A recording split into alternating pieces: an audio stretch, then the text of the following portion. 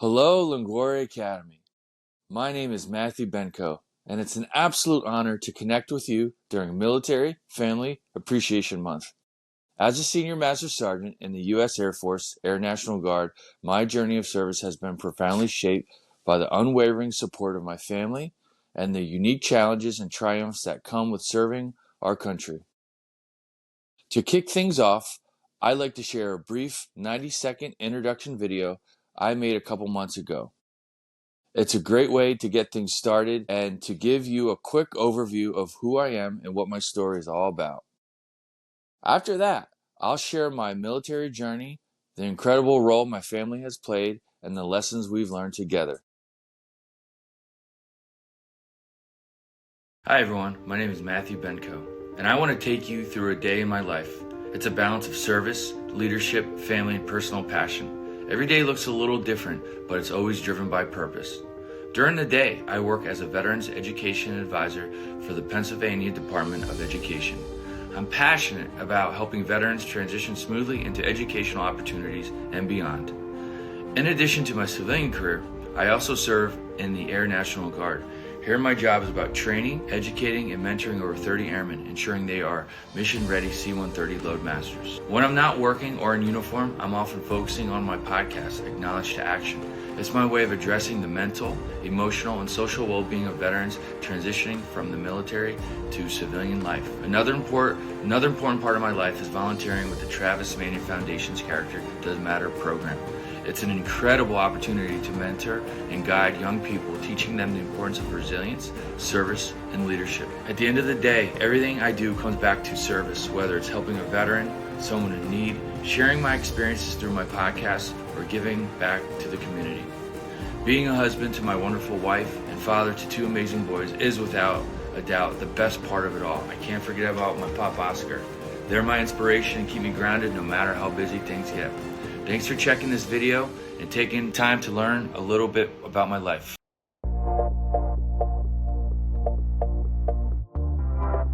So what motivated me to serve in the military, and how did I stay motivated through the tough times? I'll say this, it was during my junior year of high school that I began thinking seriously about what I wanted to do after graduation. I realized I needed a plan, and for me, that was the military. Several factors influenced this decision. First, I wasn't academically disciplined. It wasn't that I was a bad student. I simply didn't know how to apply myself. This lack of academic focus limited my options after high school. While many of my peers were preparing for college for themselves and setting themselves up on a path, I found it hard to relate. I realized I needed to adapt and find my own way. Around the same time, I started playing organized sports in the 11th grade, which was pivotal experience for me. I recognized that I needed structure and a sense of belonging within an organization. Football gave that to me. It challenged me to step out of my comfort zone. It taught me the value of discipline, teamwork, and commitment. I also joined the track and field team, which further reinforced the importance of contributing to something bigger than myself. I wasn't a standout athlete. I never had headlines in the sports section of the newspaper, which back in 1996 and 97 was the ultimate recognition. But what I did gain was far more valuable, and it was a deep understanding of motivation, dedication, and sacrifice. These lessons laid the foundation for my decision to join the military and equipped me with the tools I needed to stay motivated during tough times. When I entered the military, I leaned on these principles: discipline, sacrifice, and maintaining a positive attitude and the ability to adapt. I also recognized how important it was for me to be a part of a team, working towards a goal.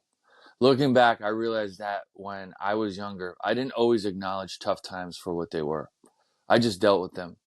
My experience in sports, combined with the support of friends and family, helped me manage and adapt to those challenges. That same foundation carried me through my military career, fueling my motivation and resilience through every obstacle I faced.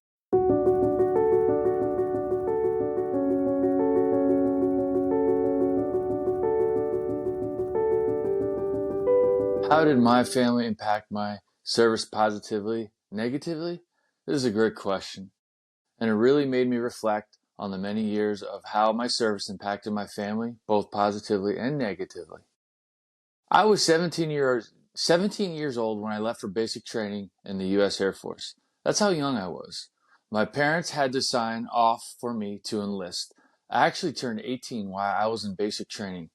I mention this because at that age, I was still figuring things out, and my family wanted to make sure I was making the right decision. Not everyone in my family was convinced that joining the military was the best choice for me. But this is where honesty, respect, and intention became so important. I had to be real with myself and communicate openly with my family about why this path mattered to me. That self-advocacy, explaining my reasons, and showing my commitment helped my family understand my decision. Over time, they came to support me fully. Overall, I would say the impact of my service on my family was mostly positive.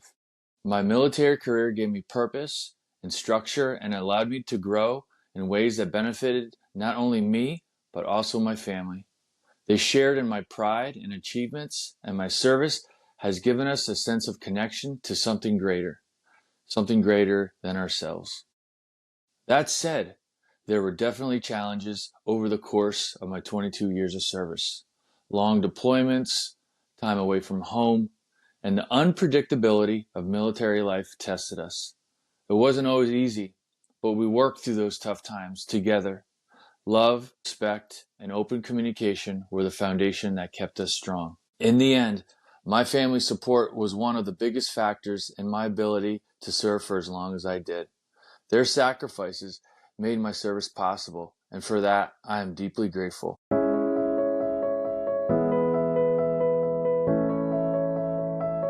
Did I miss my family during my service, and how did I manage those feelings? Absolutely. I missed my family deeply during my service. I'm a proud father to two amazing boys, Teddy, who's 6, and Owen, who's 2. I'm also incredibly lucky to be married to a wonderful wife, Jessica.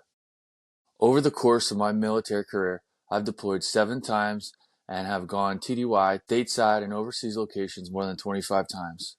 Each time I deployed or I went on a TDY, missing my family was the hardest part. Those emotions, missing birthdays, milestones, and everyday moments can be overwhelming. My most recent deployment in April of 2024 was particularly challenging. I missed Teddy's 6th birthday, Jessica's birthday, and no, I won't share her age, our 12th wedding anniversary, seeing Teddy finish kindergarten, and watching him wrap up his first year of Little League after T-ball. These are moments I'll never get back. And the feelings surrounding those missed experiences are still with me. To manage those emotions, I came to think of them like a fire. A fire left unattended can become overwhelming and dangerous. It can rage out of control. On the flip side, if you ignore it completely, it burns out and the opportunity to make something meaningful from it is lost. But a well-tended fire is something extraordinary. It can forge amazing things, from simple joys like s'mores to something as strong and enduring as steel. The same principle applies to emotions. I've learned to tend to my feelings, to manage them thoughtfully, and use them as fuel for something positive. This mindset has helped me avoid being consumed by those emotions or letting them fade into numbness. Instead, I've channeled them into building stronger connections with my family, even when I'm away, and staying grounded in my purpose. It's not always easy, but that approach has been my guide, allowing me to turn those difficult emotions into a source of strength and resilience.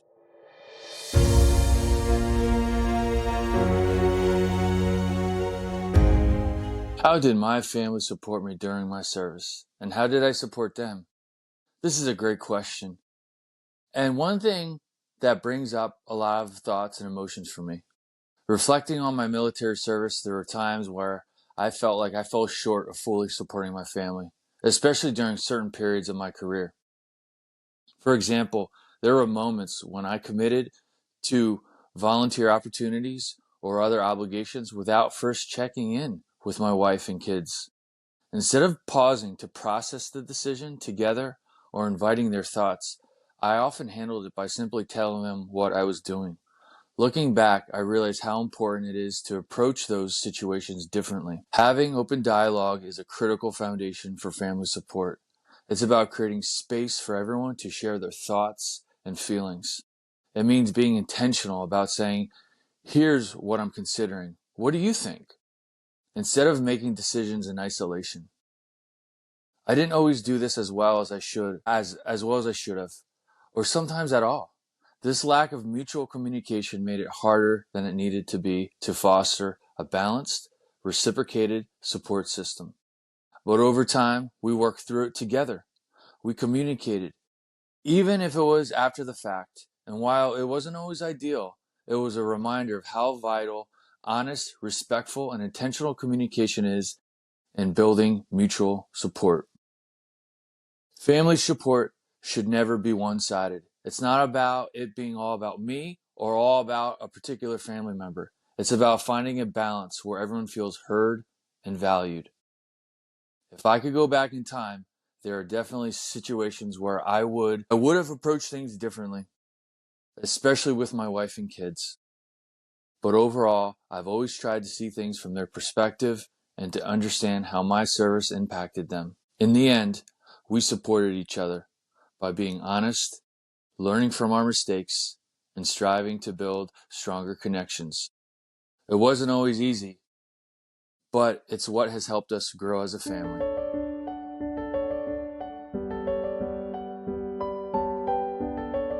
How did my family navigate challenges alongside me? My family has always been right there alongside me, navigating the challenges that came with my military service. I have to be honest, when I was in the moment, it was hard to fully understand the challenges we were all facing, that they were facing, that I was facing, especially when I was away or preparing to leave for an extended period of time. In many ways, it was even harder for my wife and kids because all of a sudden, the changes in our family dynamic, they changed the family dynamic. One day, I was there reading bedtime stories, helping around the house, taking care of the dog, and the next, I was gone. That shift was difficult for everyone, especially my wife, who had to step up and manage everything on her own while I was away. Over the years, I've learned to be more aware of how challenging these situations were for my family and to recognize that my leaving and my coming home affected everyone, not just me. In fact, some of the toughest times were those first few days after leaving and then the adjustment period when I returned home. What got us through was working together. We made a conscious effort to recognize what was challenging us, to support each other, and to have open, honest conversations. Respect and intentionality in how we communicated made all the difference. I am incredibly thankful for my understanding wife and family. Their support over the years has been unwavering and has made 22 years of service not only possible, but manageable. I couldn't have done it without them.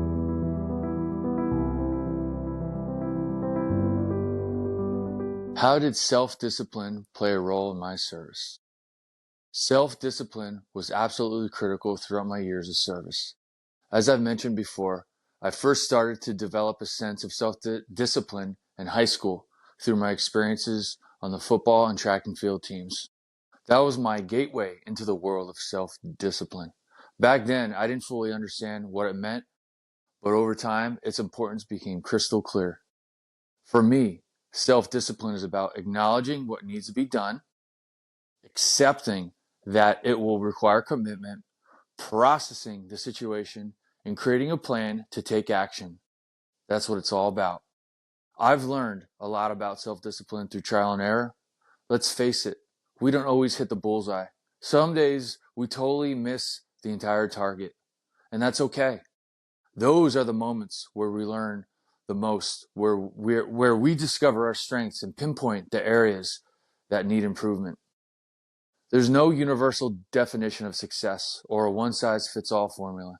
Success starts with you, acknowledging your goals and journey. That's the critical first step. Success isn't about reaching a finish line or winning a race. It's a never-ending journey. And when we embrace that mindset, we can adapt, take action, and move forward. For me, success isn't something you own outright. It's more like a lease on life. And the rent for that lease is due daily, paid in the form of discipline, dedication, sacrifice, integrity, intentionality, adaptability, and resilience. This understanding of self-discipline shaped not just my military service, but how I approach life as a whole. It's a daily commitment to show up, give my best, and keep moving forward.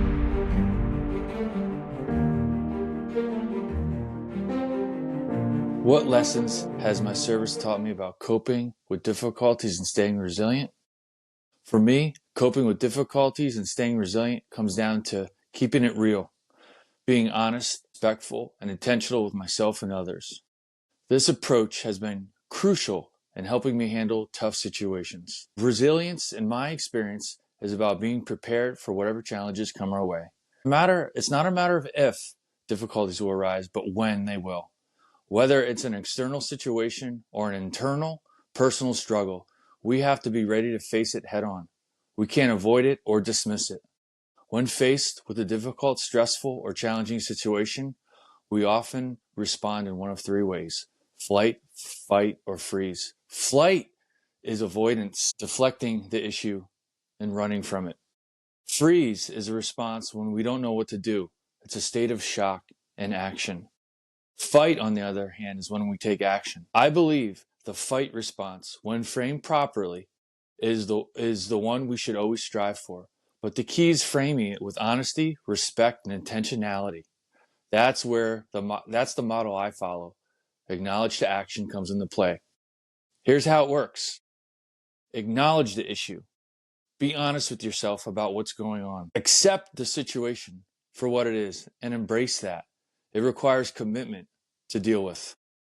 Process it. Take time to inventory all the pieces of the puzzle. Plan a course of action. Take action. This is what resilience looks like for me. It's a mindset I've developed through my military experience and beyond. When you accept this approach and open yourself up to learning from it, you build effective resilience. It equips you to handle any challenge that comes your way with a solution-focused, result-oriented mindset. But you don't have to take just my word for it. Last week, Saquon Barkley spoke to high school students around your age. This is what he had to say.